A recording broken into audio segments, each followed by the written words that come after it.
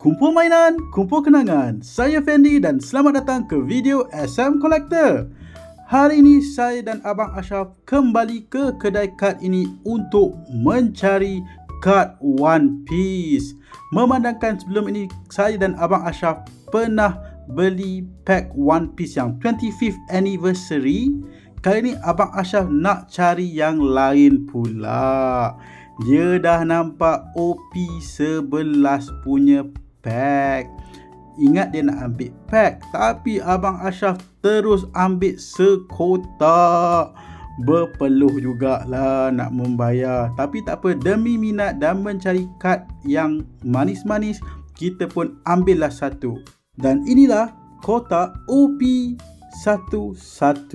ataupun OP11. Gambar depan Katakuri berlawan dengan Luffy Gear 4. Form dia adalah Snake Man. Gambar raja di sebelah kotak adalah gambaran peta dunia. Di belakang adalah instruction berbahasa Jepun. Sama juga gambar raja di sebelah kiri, peta dunia. Tanpa berlengah, mari kita unpack dan lihat. Memang banyak sekali pack di dalam. So first of all, kita tak buka semua. Kita buka 4 pack dahulu untuk lihat sama ada tak kemanisan di dalam kotak OP11 ini. So kita asingkan 4 dahulu dan marilah kita lihat kad apa yang kita dapat dalam 4 pack ini.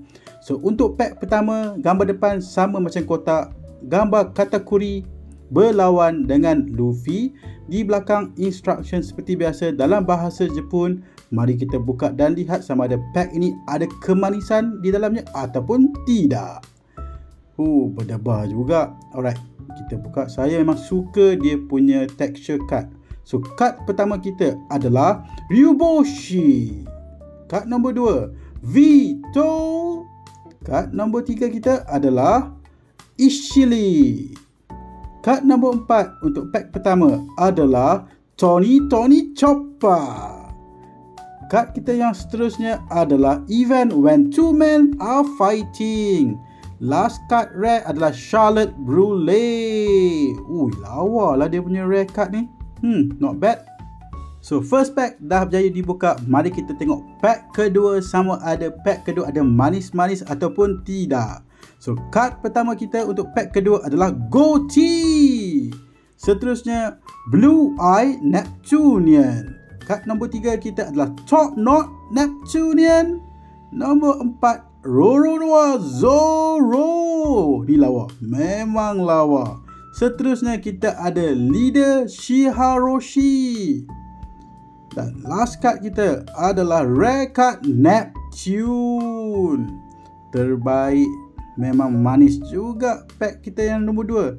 So pack kita nombor 3. Mari kita buka dan lihat.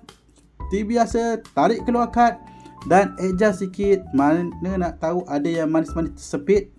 So kad kita yang pertama adalah kad Otohime. Seterusnya kad nombor 2 kita Zephyr dari filem One Piece. Kad nombor 3 adalah event Blue Hole, di mana nampak Datuk Luffy tengah tumbuk tanah. Kad kita nombor 4 adalah karakter X Drake. Kad kita nombor 5 adalah kad leader Charlotte Katakuri. Nampak ganas lah leader kelas ni. Dan kita punya kad rare adalah Karibo.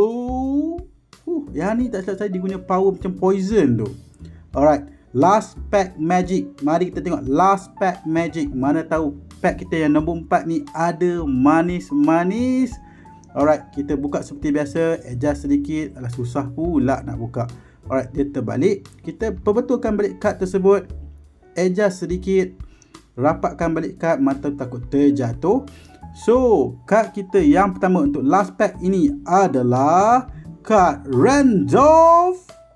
Kad nombor 2 kita datang dengan kad event Cockneck Mama Mash.